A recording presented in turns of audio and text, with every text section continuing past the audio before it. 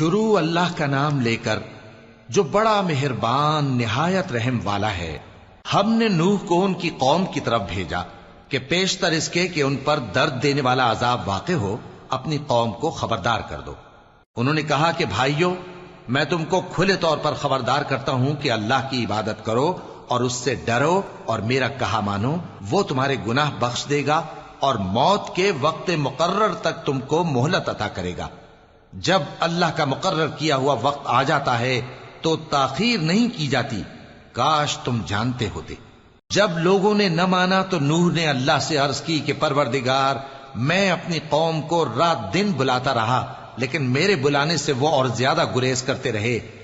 جب میں نے ان کو بلایا کہ توبہ کریں اور تو ان کو معاف فرمائے تو انہوں نے اپنے کانوں میں انگلیاں دے لی اور اپنے اوپر کپڑے اوڑھ لیے اور اڑ گئے اور خوب تکبر کرنے لگے۔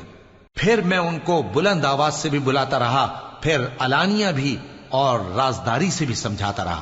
پھر میں نے کہا کہ اپنے پروردگار سے معافی مانگو کہ وہ بڑا معاف کرنے والا ہے۔ وہ تم پر آسمان سے موسلا دھار میں برسائے گا اور تمہارے مال اور بیٹوں میں اضافہ کرے گا اور تمہیں باغ عطا کرے گا اور ان میں تمہارے لیے نہریں بہا دے گا۔ تم کو کیا ہوا ہے کہ تم اللہ کی عظمت کا اعتقاد نہیں رکھتے، حالانکہ اس نے تم کو طرح طرح کی حالتوں میں پیدا کیا ہے؟ کیا تم نے نہیں دیکھا کہ اللہ نے 7 آسمان کیسے اوپر تلے بنائے ہیں اور چاند کو ان میں روشن بنایا ہے اور سورج کو چراغ بنا دیا ہے؟ اور اللہ ہی نے تم کو زمین سے ایک خاص طرح سے پیدا کیا ہے، پھر اسی میں تمہیں وہ لوٹا دے گا اور اسی سے تم کو نکال کھڑا کرے گا۔ اور اللہ ہی نے زمین کو تمہارے لیے فرش بنایا تاکہ اس کے بڑے بڑے کشادہ رستوں میں چلو پھرو۔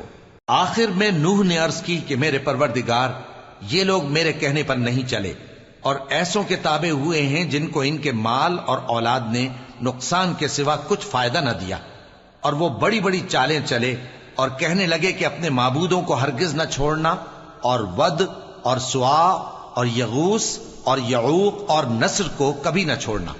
اور اے پروردگار، انہوں نے بہت لوگوں کو گمراہ کر دیا ہے، اور تو ان ظالموں کو اور زیادہ گمراہ کر دے۔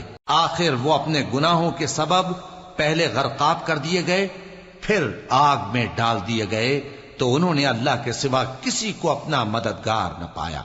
اور پھر نوح نے یہ دعا کی کہ میرے پروردگار، ان کافروں میں سے کسی کو زمین پر بستا نہ رہنے دے، اگر تو ان کو رہنے دے گا تو یہ تیرے بندوں کو گمراہ کریں گے، اور ان سے جو اولاد ہوگی وہ بھی بدکار اور ناشکری ہوگی۔